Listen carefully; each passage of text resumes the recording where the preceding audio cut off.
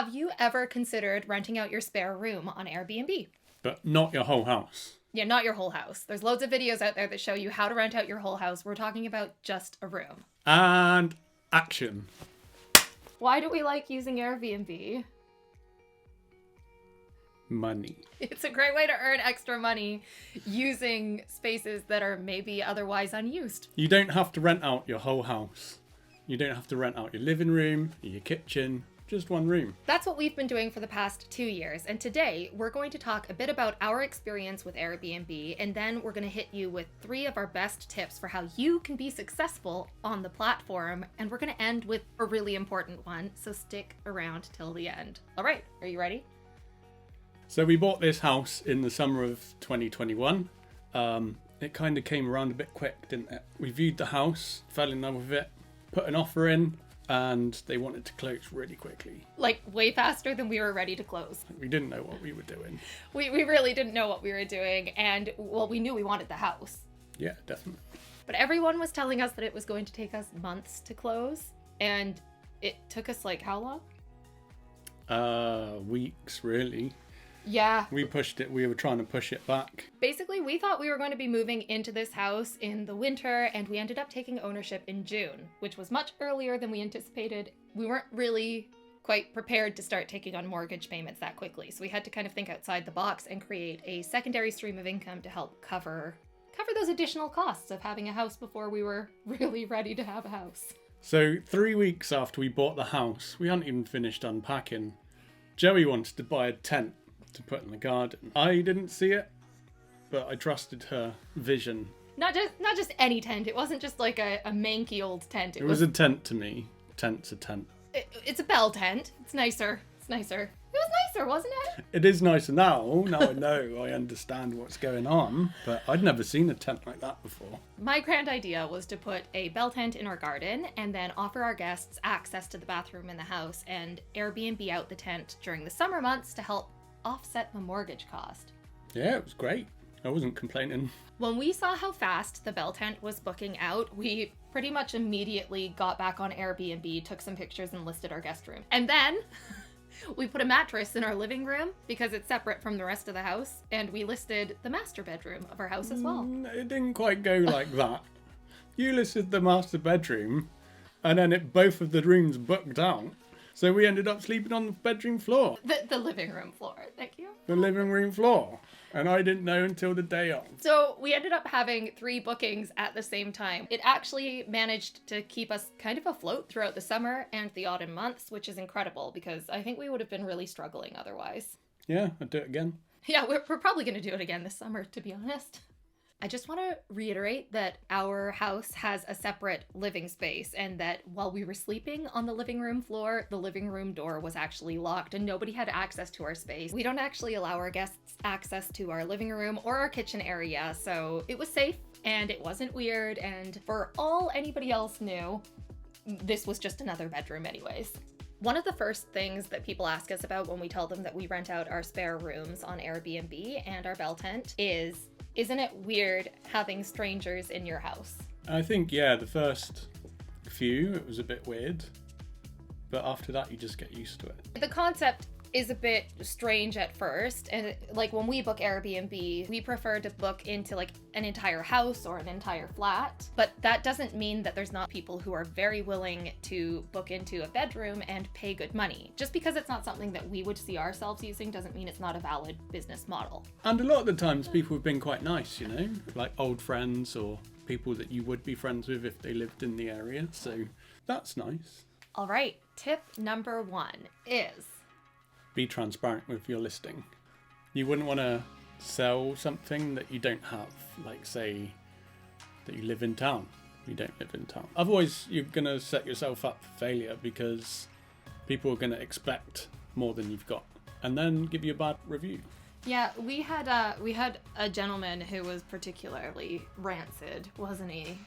I didn't witness it. Joey took the brunt of that one. I did have to take the brunt of that one. Basically, they showed up at like 11 o'clock at night. And first off, I need to be clear that we are really transparent with our listing. Our listing says multiple times throughout that we live in the middle of nowhere in the darkest depths of the Dorset countryside, and that our loft conversion is gorgeous, but that we are in a 17th century house and the staircases reflect that. So obviously we have very steep staircases. They showed up at about 11 o'clock at night, and the first thing he said was, there's no Weatherspoons. Why would there be a Weatherspoons in our neighborhood? Like, if you go anywhere, like, the first thing on your list is to find a Weatherspoons. Our little neighborhood has a pub. Yeah. One pub. It's not a That's it. Weatherspoons. It's not a Weatherspoons. He was not happy. And then he was just really grumpy. And when the review came through, it was a horrible review that said that we lived in the middle of nowhere, down winding country lanes that were hard to navigate, and that the staircases were too steep to climb. We're all for honest reviews and taking on actual constructive criticism, but it was very clear that they just didn't read the listing. Yeah, and it's quite hard to not take it personally when people write negative things, even though, you clearly list stuff. But because we were transparent in our listing and we had mentioned all of those key points in the listing and it was clear that they didn't read it, Airbnb actually deleted their review and they reversed it so that it wasn't affecting our status on their platform and that we could keep our superhost status, which was really good. Yeah, that's good. So be transparent. Transparent with your listing so that when things like that pop up, because they might, you can fight them and have them reversed. Our second tip is to be clear with your house rules. Yeah, so if you're like on a septic system or you've got little quirks around your house, you want to just let them know. Obviously about neighbours, if you've got awkward neighbours or anything like that, God forbid. Ooh, maybe that's a future episode. Let them know.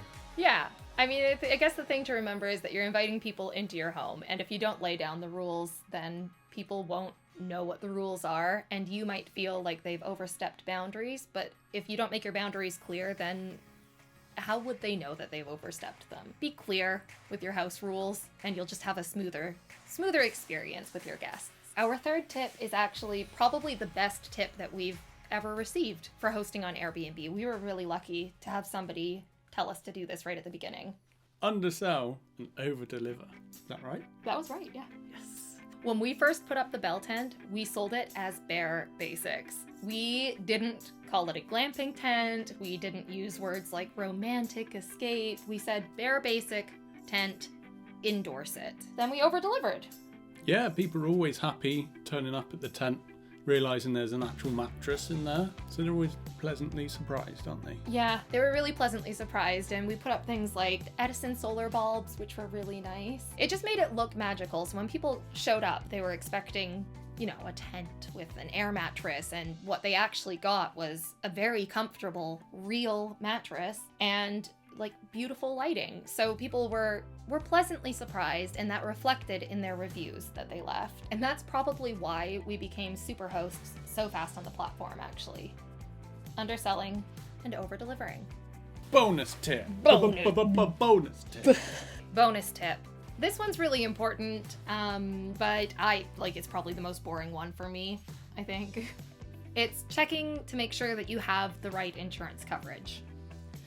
Airbnb does provide insurance coverage. But it's really important that you read exactly what is covered and how much is covered so that you can cross-check it with your mortgage, just to make sure you are covered in the case of, any event that might be unfortunate. For your own peace of mind, if you have anything valuable in your house or anything like that, just make sure you're covered. If anything, overcover yourself. You might pay a little bit more, but if there's an emergency, then you're sorted. Absolutely, and we do have expensive things in our house. We keep all of our instruments out in one of the rooms that people have to walk through, but we've never had any problems, have we? Oh. No, it's been very good. We've had a very good experience so far on Airbnb. I'm excited for next season, actually. You're like, no, I want to get back to painting. Let me paint. That's it from us. Let us know if you have any questions about our experience on Airbnb below, and if you found this helpful. Are we going to cue the unlicensed music now? Yeah. Has that been playing the whole time? If you know, you know. If you don't, go check the comments on our last video. And watch the last video if you haven't. Yeah, we would like that. Speaking of watching the last video, if you did like this, please subscribe to our channel because we'll have more content like this Coming to a screen near you. How do we sign off? Okay, bye.